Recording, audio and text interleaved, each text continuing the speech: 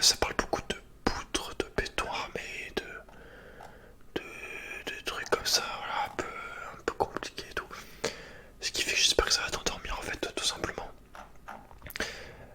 Voilà. Donc on commence chapitre 1. Dimensionnement des dimensionnement des structures. Petit 1, généralité 1.1, l'utilisation du béton dans la construction. On distingue, donc tu me dis à partir de quand t'as décroché dans la vidéo, peut-être c'est maintenant déjà. Voilà, tu me dis genre 10 minutes t'es là en mode, tu laisses un commentaire en mode vas-y c'est bon, je me suis endormi là. Je sens que je pars quoi. Donc du coup, l'utilisation du béton dans la construction. On distingue trois catégories de béton selon son application structurale. Le béton armé, le béton non armé et le béton pré-contraint. Béton non armé, entre parenthèses concrètes. Il est employé pour les ouvrages travaillant surtout en traction, exemple grand barrage massif. La forme de l'ouvrage est alors étudiée pour solliciter le béton essentiellement en compression. C'est face à cette sollicitation qu'il est le plus performant. On limite autant que faire se peut. D'accord, il y a une erreur. Que peut se faire les contraintes de traction. Le béton précontraint. En anglais, prestressed concrete. Il s'agit de structures dans lesquelles les armatures sont mises en tension avant l'application de charge. On met ainsi le béton en compression. Cela lui permet de mieux résister aux contraintes de traction. Et enfin le béton armé. Reinforced concrete. Il est utilisé pour les cas où la structure est aussi sollicitée en traction. Les armatures métalliques sont disposées dans les zones sollicitées en traction. Elles permettent de suppléer le béton qui est lui très mauvais en traction. 1.2. Le béton armé objectif. Pourquoi utiliser du béton armé plutôt que d'autres matériaux de construction, entre parenthèses bois, acier? Choix des formes, capacité portant élevée, bonne durabilité, bonne résistance au feu, économique. Évidemment, le béton armé présente des inconvénients. Poids propre élevé, faible isolation thermique, esthétique discutable. Ouais, c'est un peu dégueulasse, on va se mentir. Le principe sera de combiner les avantages du béton avec ceux de l'acier tout en minimisant les défauts des matériaux. Béton, 2 points. Bonne résistance en compression, mauvaise résistance en traction et peu cher. Acier, bonne résistance en compression, bonne résistance en traction, assez cher. Le but étant de minimiser le coût de structure, l'objectif de calcul de béton armé sera de charger la configuration permettant de minimiser l'acier au regard du béton. Un point de principe du calcul. Nous allons ici exposer quelques caractéristiques du béton armé qui seront utilisées pour le calcul de béton armé. Règles de calcul. Les règles de calcul des ouvrages en béton armé actuellement en vigueur en France sont l'Eurocode 2, entre parenthèses règlement européen. A noter que l'ancien règlement français, le BAL, règle technique de conception et de calcul des ouvrages suivant les méthodes des états illimités, est encore utilisé. Le cours sera fait à l'EC2, liste des Eurocodes. Eurocode 0, base de calcul des structures en 1980. Eurocode 1, action des structures. Eurocode 2, calcul des structures en béton. Eurocode 3, calcul des structures en acier. Eurocode 4, calcul des structures mixtes des béton. Eurocode 5, conception et calcul des structures en bois. Eurocode 6, calcul des ouvrages en maçonnerie. Eurocode 7, calcul géotechnique. Eurocode 8, calcul des structures pour la résistance au séisme. Eurocode 9, calcul des structures en aluminium. Adhérence acier-béton, 2 points. Le comportement du béton armé est essentiellement basé sur les phénomènes d'adhérence, ancrage et frottement entre les barres d'acier et le béton. Si l'on suppose une adhérence parfaite, alors dans une même fibre, les déformations spécifiques du béton et de l'acier sont les mêmes. Armature égale le béton, bien sûr, cela n'est pas vrai pour les contraintes, les modules Young étant différents pour les deux matériaux. En réalité, cette hypothèse est vraie pour des petites déformations du béton. Lorsque le béton atteint sa résistance de traction, apparaît une fissuration locale du béton compatible à l'échec entre le béton et l'acier. Intérêt du béton dans les zones de traction. Le béton dans les zones tendues a tout de même un intérêt. Il permet d'enrober les armatures et ainsi de les protéger contre les agressions extérieures, notamment la corrosion. Température 2 points. Pour des températures classiques, entre parenthèses hors incendie, les dilatations thermiques des deux matériaux ne diffèrent pas trop, donc l'adhérence ne s'en va pas gêner par ce phénomène. Petit 2. Grand 2. Comportement mécanique. 2.1. Béton. Résistance à la compression.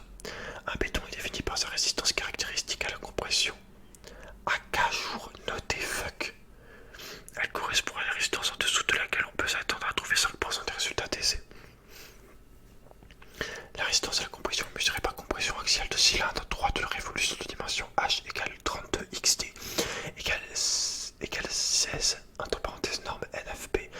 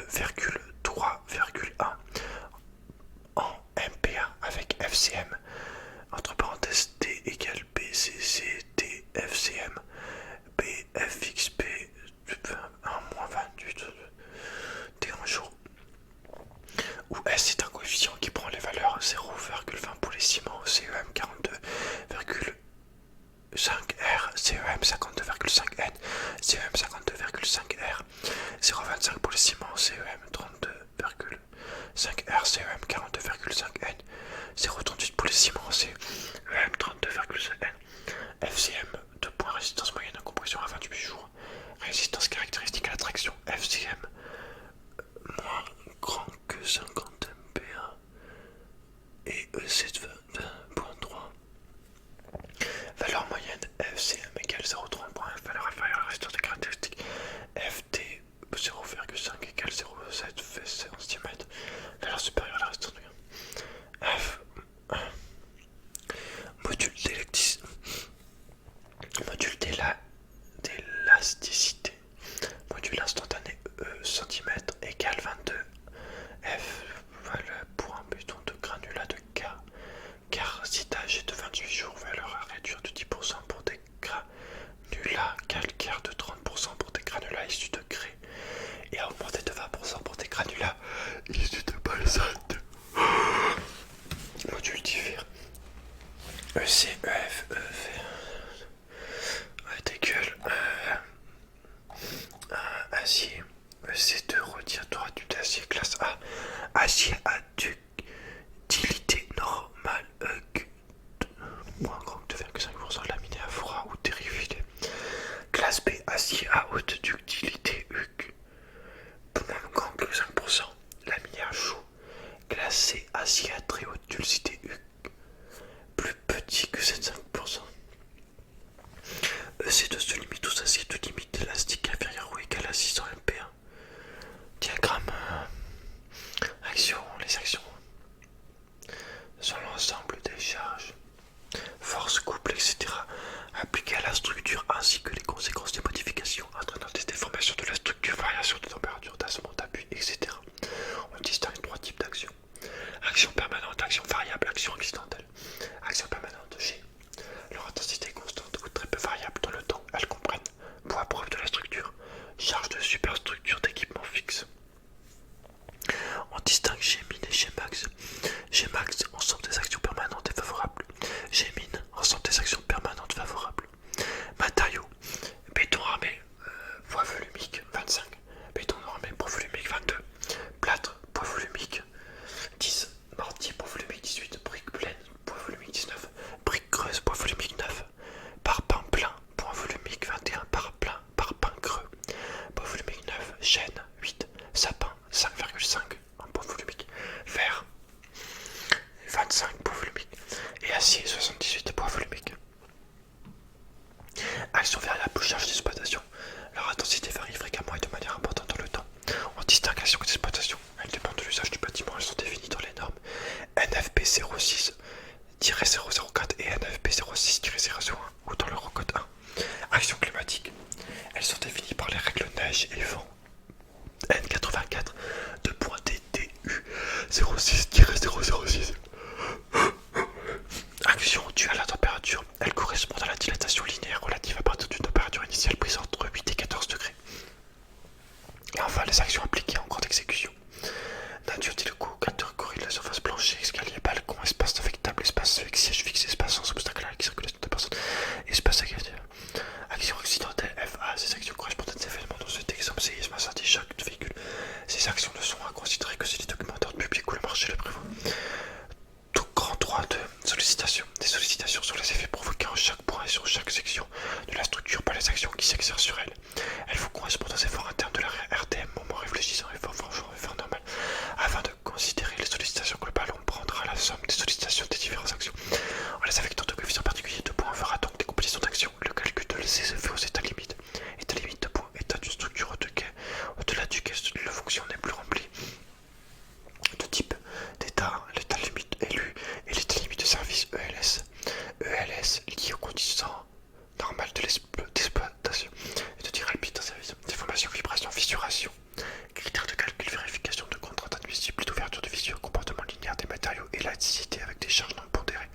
Élu, capacité portante de sécurité des biens et des personnes, perte d'équilibre statistique, rupture des sections, instabilité de forme, critères de calcul des compétitions d'action, l'élu, résistance YGGK plus YQ.1, QK,1 plus signe chelou plus petit que 1, YQ.1, signe encore plus chelou, 0 plus 1 Q, KJ, YG égale 1.35 CG défavorable, YQ1 égale 5, 1.5 charge dominante des charges d'accompagnement. Compétition d'action à l'ouest caractéristique, GQ plus QK.1 plus chelou, voilà. Que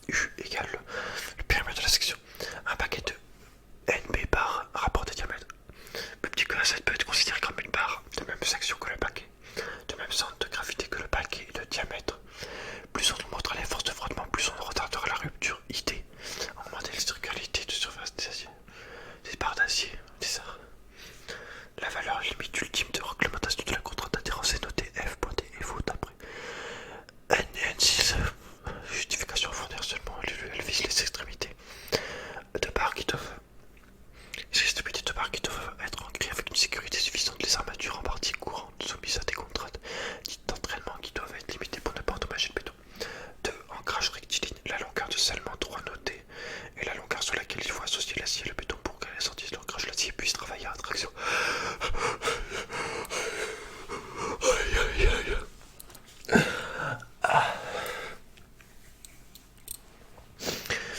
Alors, on en est combien de minutes?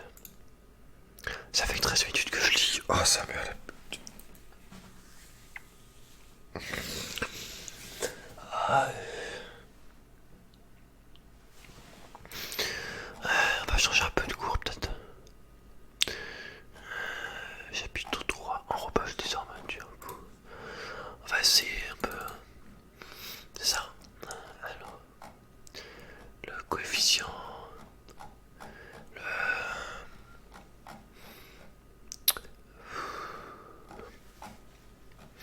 Maquette.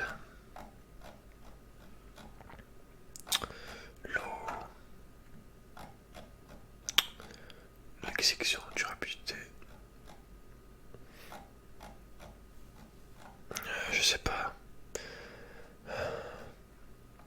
Pour du béton coulé au contact d'autres éléments préfabriqués ou coulés eux-mêmes, l'enrobage minimal par rapport à l'interface peut être réduit à 1 cm sous réserve de la place du béton. Soit magal à C25 que l'interface soit rendue rugueuse et que son temps d'exposition à l'environnement extérieur soit du jugement les mouvements réguliers et l'ombrage minimal doit être augmenté d'au moins 5 mm. Si ça me casse les couilles, je vais arrêter je pense.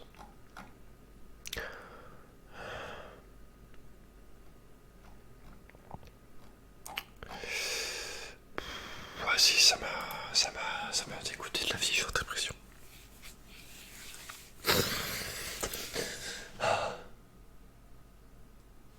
Bon bah j'espère que ça t'a plu cette lecture totalement. Oh mon dieu, je vais me coucher. Juste aller me coucher, vas-y je te laisse.